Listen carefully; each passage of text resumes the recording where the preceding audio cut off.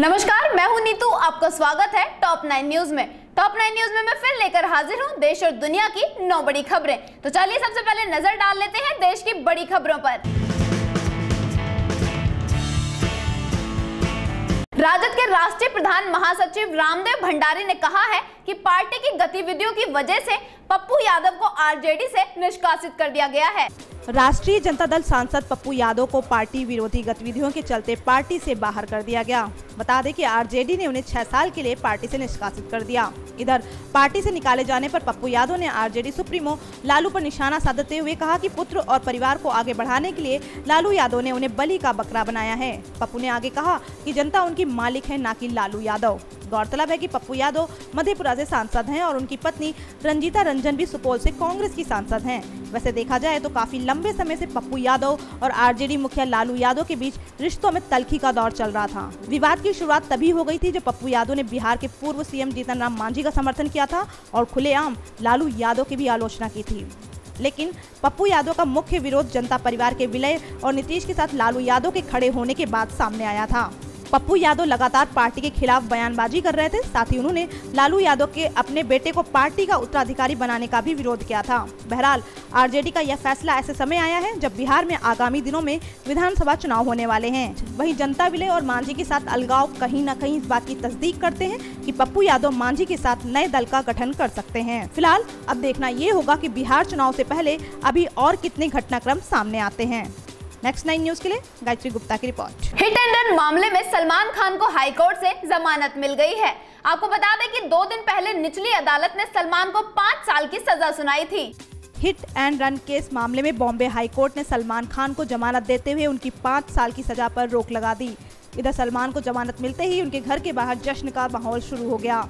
वहीं जमानत लेने के लिए सलमान खान सेशन कोर्ट पहुंचे, जहां सलमान ने पहले सरेंडर किया और फिर जमानत ली। बता दें कि आज सलमान की अंतरिम जमानत की अवधि समाप्त हो रही है, इसलिए उन्हें नया बेल बॉन्ड भी भरना होगा। मामले की अगली सुनवाई 15 जून को होगी। इसी बीच हिट एंड रन मामले में सलमान खान को 5 साल की जेल की सजा सुनाने वाले सेशंस कोर्ट के जज ने अपने फैसले में कहा कि सलमान खान इस बात से भली भांति परिचित थे कि नशे में लापरवाही से गाड़ी चलाने से किसी की जान जा सकती है। अगर सलमान ने वाकई कुछ गलत नहीं किया था तो पुलिस के पास जाने की बजाय वह घर क्यों भाग गए।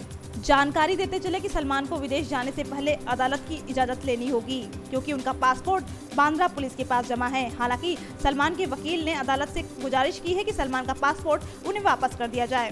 बहरहाल सलमान खान को जेल के बदले बेल मिलने से पूरे बॉलीवुड सहित उनके फैंस में खुशी की लहर है। साथ ही उनकी फिल्मों में पैसा लगाने वालों के लिए भी राहत देने वाली खबर है। नेक्स्ट 9 न्यूज के लिए गायत्री गुप्ता की रिपोर्ट। बांग्लादेश के साथ 41 साल पुराने सीमा विवाद का निपटारा करते हुए संसद ने सर्वसम्मति से भारत और बांग्लादेश के बीच कुछ बस्तियों और भूमि क्षेत्रों के आदान प्रदान को देने के लिए ऐतिहासिक संविधान संशोधन विधेयक को अपनी मंजूरी दे दी है। 16 मई 1974 को भारत और बांग्लादेश के बीच हुए बस्तियों की अदला बदली के समझौते पर आखिरकार अब हिंदुस्तान ने भी अपनी मोहर लगा दी। समझौते के 41 साल बाद भारत की संसद में सर्वसम्मति से बांग्लादेश के साथ रिहायशी बस्तियों की अदला बदली के बिल को मंजूरी मिल गई। आपको बता दें कि यह 119वां संविधान संशोधन बिल है। इधर मोदी सरकार के लिए इस बिल की अहमियत इतनी थी कि पास होने के तुरंत बाद पीएम मोदी ने कांग्रेस सुप्रीमो सोनिया गांधी की सीट तक गए और उनका शुक्रिया अदा किया। मोदी ने बांग्लादेश की पीएम शेख हसीना को भी इस मौके पर बधाई दी। वहीं विदेश मंत्री सुषमा स्वराज ने कहा कि यह काम मनमोहन सिंह ने किया था, हम तो केवल इसे पूरा कर रहे हैं। वैसे देखा जाए तो ये पहली बार है जब विपक्ष का साल भर पुरानी सरकार से ऐसा तालमेल दिखाई दिया। गौरतलब है कि साल 1971 में दोनों मुल्कों के बीच इस विवाद पर समझौता हुआ था। भारत में 111 बस्तियां बांग्लादेश की मानी गयी, जबकि बांग्लादेश की 51 बस्तियां भारत की। उस वक्त दोनों राष्ट्रों की संसद को इस पर हामी भरनी थी। बांग्लादेश ने तो हाँ कर दी, लेकिन भारत में अटक गई। बहरहाल इस विवाद के निपटारे के बाद दोनों मुल्कों के बीच रिश्तों को और अधिक मजबूती जरूर मिलेगी। नेक्स्ट 9 न्यूज के लिए गायत्री गुप्ता की रिपोर्ट। अब रुक करते हैं विदेश की खबरों की ओर। ब्रिटेन में हुए आम चुनावों में वोटों की गिनती अंतिम चरण में पहुंच गई है। वहीं मौजूदा पीएम डेविड कैमरून की पार्टी सत्ता में दोबारा वापसी कर सकती है। ब्रिटेन में 650 सीटों के लिए हुए आम चुनाव में मतों की गिनती अभी जारी है। हालिया रुझानों की बात करें तो सत्तारूढ़ कंजर्वेटिव पार्टी एक बार फिर से सरकार बनाने की तरफ कदम बढ़ाती नजर आई। खबरों के मुताबिक 631 सीटों के नतीजे घोषित हो चुके हैं, जिनमें से सत्तारूढ़ कंजर्वेटिव पार्टी को 316 सीटें मिलने की संभावना है। इसके साथ ही लेबर पार्टी को 228 सीटें मिलती हुई दिखाई दी। स्कॉटिश नेशनल पार्टी की बात करें तो उन्हें 56 सीटें मिल रही हैं। अन्य को भी 18 सीटें मिलने का अनुमान लगाया जा रहा है।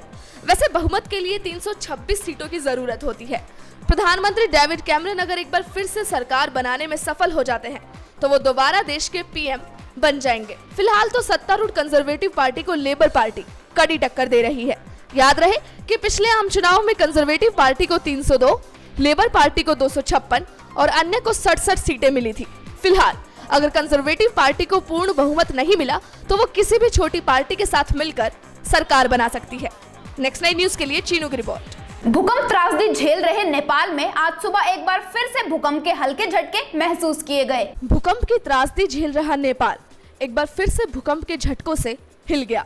जानकारी के अनुसार नेपाल में आज सुबह हल्के झटके महसूस किए गए। 25 अप्रैल के भूकंप के बाद नेपाल में लगातार भूकंप के झटके आ रहे हैं। आपको बता दें, भूकंप के इन झटकों का केंद्र काठमांडू के पूर्व में स्थित सिंधुपाल चौक और दोलखा जिलों में था। वहीं रेक्टर पैमाने पर इसकी तीव्रता 4 थी, जिसके थोड़ी ही देर बाद एक और भूकंप आया जिसकी तीव्रता 5 थी। हालांकि इन झटकों से किसी भी तरह के नुकसान की कोई खबर नहीं है। हैरानी वाली बात यह है कि 25 अप्रैल के भूकंप के बाद लगभग 150 झटके आ चुके हैं, जिनकी रेक्टर पैमाने पर तीव्रता 4 या उससे अधिक रही है। बता दें कि भूकंप के कारण मरने वालों की संख्या अब तक 7,885 पहुंच चुकी है, जबकि घायलों की संख्या 16,390 तक जा चुकी है। नेक्स्ट 9 न्यूज के लिए चीनू की रिपोर्ट। पाकिस्तान ने कहा है कि भारत सरकार ने अंडरवर्ल्ड डॉन दाऊद इब्राहिम के ठिकाने के मुद्दे पर संसद में जवाब दिया है कि दाऊद पाकिस्तान में नहीं है। अंडरवर्ल्ड डॉन दाऊद इब्राहिम से जुड़े भारत के दस्तावेजों की सच्चाई पर सवाल करते हुए पाकिस्तान ने कहा कि ये भारत की अपनी तसल्ली के लिए है। इसके साथ ही ये भी कहा कि संसद में सरकार की टिप्पणी से ये साफ हो गया कि दाऊद पाकिस्तान में नहीं है। दरअसल भारत में पाकिस्तान के उच्चायुक्त अब्दुल बासित ने एक न्यूज चैनल से बातचीत में कहा कि भारत के गृह राज्य मंत्री के द्वारा संसद में दिए गए बयान से पाकिस्तान के उस दावे की पुष्टि होती है कि भारत का दाऊद इब्राहिम उसकी सीमा क्षेत्र में नहीं है। उल्लेखनीय है कि मंगलवार को गृह राज्य मंत्री हरिभाई पार्थिभाई चौधरी ने लोकसभा में एक लिखित सवाल के जवाब में कहा था कि सरकार को नहीं मालूम कि आतंकी दाऊद इब्राहिम कहां है।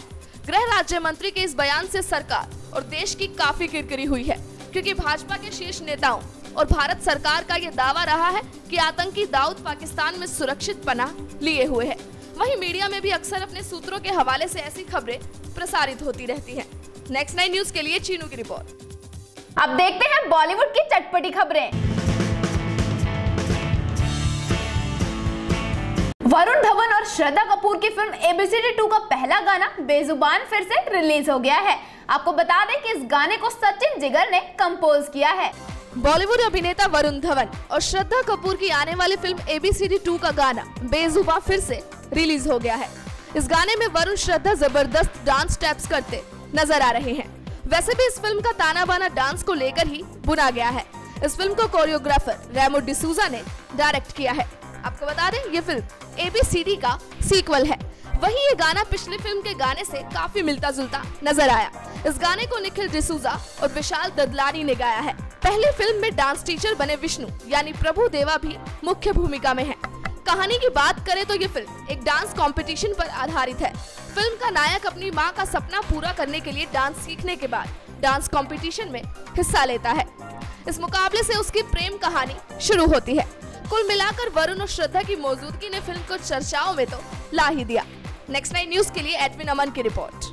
हिंदी सिनेमा जगत की मशहूर अभिनेत्री और ड्रीम गर्ल के नाम से फेमस हेमा मालिनी ने एक्ट्रेस श्रद्धा कपूर को न्यू ड्रीम गर्ल बताया है। हिंदी सिनेमा जगत की मशहूर अभिनेत्री और ड्रीम गर्ल के नाम से फेमस हेमा मालिनी ने बॉलीवुड की न्यू कमर एक्ट्रेस श्रद्धा कपूर को न्यू ड्रीम गर्ल बताया है।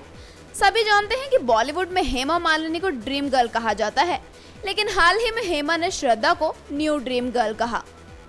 दरअसल इन दोनों अभिनेत्रियों की मुलाकात मथुरा में चल रहे एक प्रोग्राम के दौरान हुई। वहीं नृत्य और फिल्मों को लेकर दोनों चर्चा करती रही। तभी अचानक से ही हेमा ने श्रद्धा से कहा कि वह बॉलीवुड की नई ड्रीम गर्ल हैं। हालांकि हेमा के मुंह से ये शब्द सुनकर श्रद्धा एकदम से चौंक गई। वह इतनी खुश हुई कि कुछ देर तक कुछ बोल ही नहीं पाई। आपको बता दें कि श्रद्धा ने इसे खुद के लिए सबसे बेस्ट कॉम्प्लीमेंट माना है। इतना ही नहीं, श्रद्धा इस कॉम्प्लीमेंट से इतनी खुश हुई कि वो खुद को रोक ही नहीं पाई और उन्होंने तुरंत ये बात अपनी मां शिवांगी को फोन करके बताई। बहरहाल, जिस तरह से श्रद्धा बॉलीवुड में कदम रखते ही एक के बाद एक सफलता पा रही है, तो इसमें कोई शक नहीं है कि वो जल्द ही बॉलीवुड की न्यू ड्रीम गर्ल बने। नेक्स्ट 9 न्यूज रूम से मैं नीतू।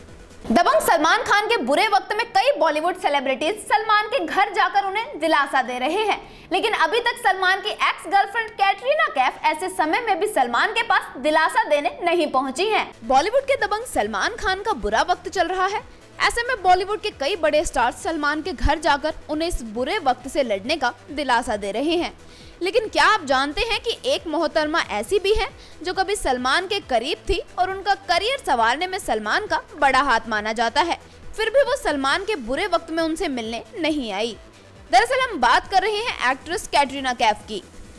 सलमान की गर्लफ्रेंड रह चुकी कैट इस बुरे दौर में सलमान के घर नहीं गई।